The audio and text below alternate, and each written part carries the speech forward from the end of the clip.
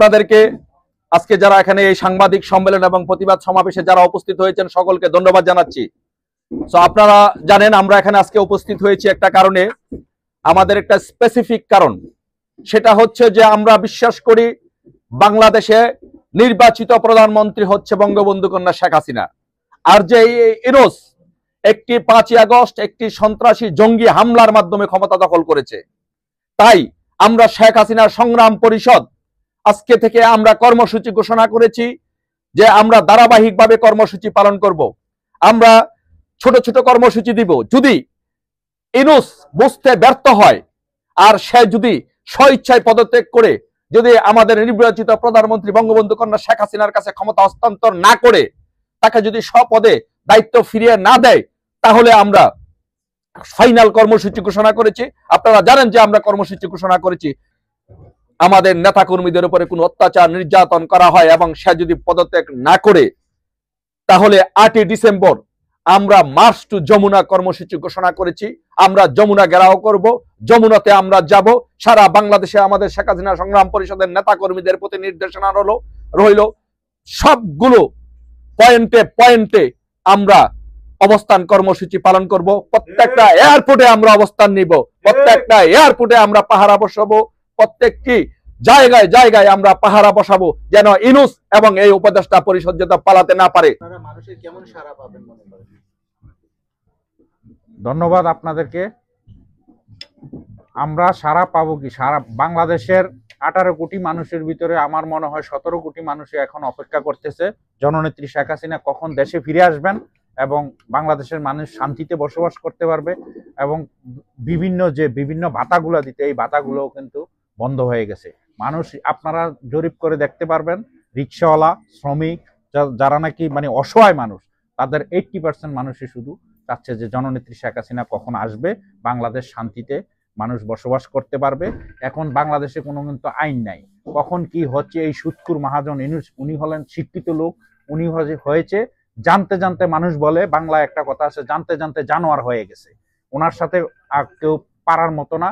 আর যেই বহির্বিশ্ব বলেন, যতই বলেন, যত ধরনের বিভিন্ন পরিকল্পনা আছে, ওর ভিতরে যত দুষ্ট বুদ্ধি আছে, এর চেয়ে মনে হয় এই বয়সে আইসা, এর চেয়ে মনে হয় বাংলাদেশে আর কোনো এই বয়সের কোনো লোক এত দুষ্ট হতে পারে না।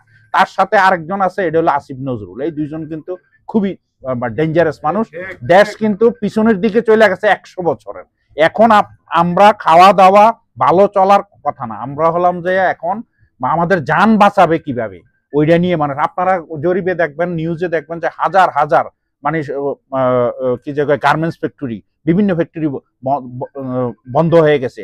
গতকালকে নিউজে দেখলেন যে ঢাকা বিমানবন্দর, শাহজালাল বিমানবন্দরে আগুন, শাহপরানায় আগুন। মানে মানুষের কোনো নিরাপত্তা বলতে কিছুই নাই। এখন শুধু মানুষ অপেক্ষা আছে কখন জননেত্রী শেখ হাসিনা আসবেন। আমরা শুধু সারা না, শুধু বাংলাদেশের যে কোনো সময় বিস্ফোরণ করতে পারে। স্বাধীনতা শত্রুরা দেশ চালাবে, এটা কোনো মানুষ মানে মাইনা নিতে পারতেছে না। কারণ 30 লক্ষ মা বোনের ইজ্জতের বিনিময়ে কিন্তু দেশটা স্বাধীন করা হয়েছিল। এই বলে আমি আমার বক্তব্য শেষ করছি। জয় বাংলা। এখন প্রস্তুত আছে বাংলাদেশে যাওয়ার জন্য, শুধু একটি নির্দেশের অপেক্ষা। সেটা জননেত্রী শেখ হাসিনা যেদিন আমাদেরকে বলবেন, যেদিন আমাদেরকে নির্দেশ দিবেন যে আমাদেরকে বাংলাদেশে যেতে হবে, সেদিন বাংলাদেশে একটি মানুষ, আর এখান থেকে বিদেশে যারা আমরা প্রবাসীরা আছি, যারা বঙ্গবন্ধুর আদর্শকে বিশ্বাস করে, যারা শেখ হাসিনাকে ভালোবাসে, যারা বাংলাদেশের উন্নয়নকে দেখতে চায়, তারা কেউ এখানে আর বসে থাকবে না। আমরা অবশ্যই বাংলাদেশে যাব এবং সেটা আমাদের নেত্রী নির্দেশ অনুযায়ী। যেহেতু বাংলাদেশে একটা মব সন্ত্রাস চলছে, আমাদের নিরাপত্তার অভাব, বাংলাদেশে কোনো আইন নেই, যে দেশের কোনো আইন নাই সেই দেশে মানুষের কোনো নিরাপত্তা নেই। যারা বাংলাদেশি আছেন এখনো, তাদেরও কোনো নিরাপত্তা নেই। তো সেই ক্ষেত্রে আমাদের নেত্রীর নির্দেশের অপেক্ষায় আমরা আছি। যেদিন আমাদেরকে বলবেন যে আমাদের বাংলাদেশে যেতে হবে, সেদিন আমরা সবাই যাব। এবং যেহেতু 8ই ডিসেম্বর যে কর্মসূচি ঘোষণা, সেটা বাংলাদেশেই হবে এবং যমুনা ঘেরাও, সেটা বাংলাদেশ থেকে যারা আছেন আমাদের বঙ্গবন্ধু সৈনিকরা, যারা জননেত্রী শেখ হাসিনার কর্মীরা, তারা অবশ্যই সেখানে যাবে এবং সেদিন সেই ঘেরাও করবে। এবং সেই ঘেরাও কর্মসূচিতে সর্বোচ্চ বাংলাদেশের সর্বোচ্চ মানুষগুলো এসে সেই কর্মসূচি পালন করবে বলে আমি বিশ্বাস করি। এবং আমরাও যারা প্রবাসে আছি, সারা বিশ্বে যারা অংশগ্রহণ করবো, তবে আমাদের নেত্রী নির্দেশ অনুযায়ী। যেহেতু মব সন্ত্রাস আছে, যে আইনের যে নিরাপত্তার অভাব আছে, সেই জায়গাটাকে লক্ষ্য করে আমাদের নেত্রী আমাদেরকে এখন পর্যন্ত পারমিশন দেননি যেন আমাদের বাংলাদেশে যাওয়ার জন্য। যেদিন বাংলাদেশে যেতে বলবে সেদিন অবশ্যই আমরা যাব। এটাই হচ্ছে আপনার এই রাজাকার মুক্ত বাংলাদেশ গড়বে ইনশাআল্লাহ। এবং আমরা সালাউদ্দিন ভাইয়ের সাথে আছি। সালাউদ্দিন ভাই আমাদের যা নেতৃত্ব দিবে ইনশাল্লাহ আমরা তার সাথে সংগ্রামে অংশগ্রহণ করব। মহাজন, তোমার প্রতিশ্রুতি, মরিচা ধরা হুঁশিয়ারি, আইনের খাতা বন্দি তোমার আলমারিতে ভারী, কলম হয়ে গেছে পকেটের চাকর তোমার, রাষ্ট্রের বুক চুষে নাও লুটেরাদের মতো ধরা। শোনো মহাজন, চাষির রক্তে লাল তোমার শিরে, বিশ্বাসঘাতকের ইতিহাস লেখা আছে গিরি। তুমি বিদেশি এজেন্টদের দালাল, বিষের থলে, সংস্কারের নামে খাস করো গরিবের ফসল প্রজেক্ট তলে।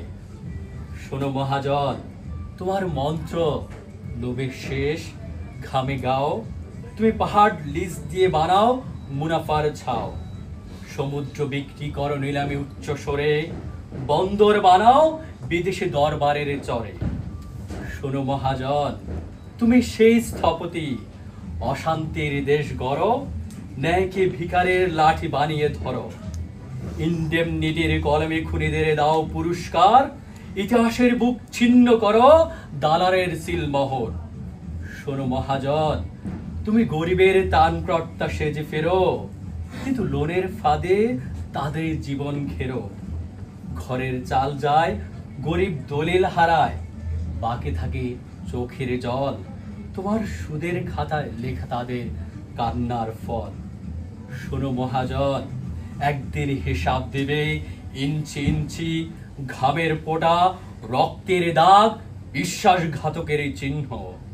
ইতিহাসের খাতায় লেখা হবে তোমার লোভের সব হিসাব পরিশোধিত হবেই এই বাংলায়। জয় বাংলা, জয় বঙ্গবন্ধু। শেখ হাসিনাকে আসলে কারা চায়? শেখ হাসিনাকে আসলে তারা চায় যে বৃদ্ধ মা, যিনি বিধবা ভাতা পেত, এখন বিধবা ভাতা থেকে বঞ্চিত হচ্ছে, সে বৃদ্ধ মা শেখ হাসিনার শূন্যতা অনুভব করে। আমি যদি বলতে চাই, যে বয়স্ক ভাতা পেত, যে বিধবা ভাতা পেত, সেই বৃদ্ধ মানুষগুলা, সেই বয়স্ক ভাতার মানুষগুলা শেখ হাসিনাকে শূন্যতাটা অনুভব করে। আগে আমি একটা কথা বলতাম যে কেবলমাত্র যারা আওয়ামী লীগ করে তারা বাংলাদেশে নিরাপদ না, বা তারা বাংলাদেশে যেতে পারবে না। কিন্তু আমি এই মুহূর্তে বলি, শুধুমাত্র আওয়ামী প্রেমী যারা, তারাই বাংলাদেশে নিরাপদ, এই কথাটা সত্যি না। যারা ইউরোপ আমেরিকা থাকে বা যারা বিদেশ থাকে, সেও যদি এখন বাংলাদেশে যায় তা সেও অনিরাপদ এবং চিন্তায় চুরি চামারির আশঙ্কা থাকে। জামাত শিবির সরকার এবং এই যে জঙ্গি ইউনুস একটা মেটিকুলাস ডিজাইনের মাধ্যমে এই বাংলাদেশ সরকারের মাননীয় প্রধানমন্ত্রী শেখ হাসিনাকে ক্ষমতাচ্যুত করে এবং তারা জোর করে মব সন্ত্রাসের মাধ্যমে বাংলাদেশের ক্ষমতা দখল করে আছে। বা শেখ হাসিনার সংগ্রাম পরিষদের আজকের এই প্রতিবাদ সভা ও সাংবাদিক সম্মেলনের মাধ্যমে যে বার্তা শেখ হাসিনার সংগ্রাম পরিষদের প্রত্যেকটা কর্মীর কাছে আপনাদের মাধ্যমে আমরা পৌঁছে দিতে চাই। শুধু প্রত্যেকটা কর্মী না, সারা বাংলাদেশে আমরা ছড়িয়ে দিতে চাই, এই অবৈধ দখলদার স্বৈরাচার ইউনুসের বিরুদ্ধে আমাদের রুখে দাঁড়াতে হবে।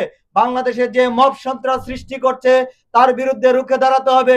বাংলাদেশের সাধারণ মানুষদের যে নিরাপত্তাহীনতা, যেখানে বড় বড় প্রতিষ্ঠানগুলোতে নিরাপত্তা নাই, মব সন্ত্রাস সৃষ্টি করছে, বাংলাদেশের রাস্তাঘাটে সাধারণ মানুষকে ধরে ধরে নিয়ে জেলে পুরে দিচ্ছে, তাদের বিরুদ্ধে কথা বললে, তাদের এই অন্যায়ের বিরুদ্ধে প্রতিবাদ করলে জেল, গুম, হত্যা সহ মব সন্ত্রাস করে সবাইকে মানুষ পুড়িয়ে দেওয়া, বাড়ি পুড়িয়ে দেওয়া, রাস্তাঘাটে নির্বিঘ্নে না চলাফেরা করতে পারা, বিভিন্ন ব্যবসা প্রতিষ্ঠান, বিভিন্ন অর্গানাইজেশনে আগুন দিয়ে পুড়িয়ে দেওয়া, এটার প্রতিবাদে আজকে আমাদের সাংবাদিক সম্মেলন।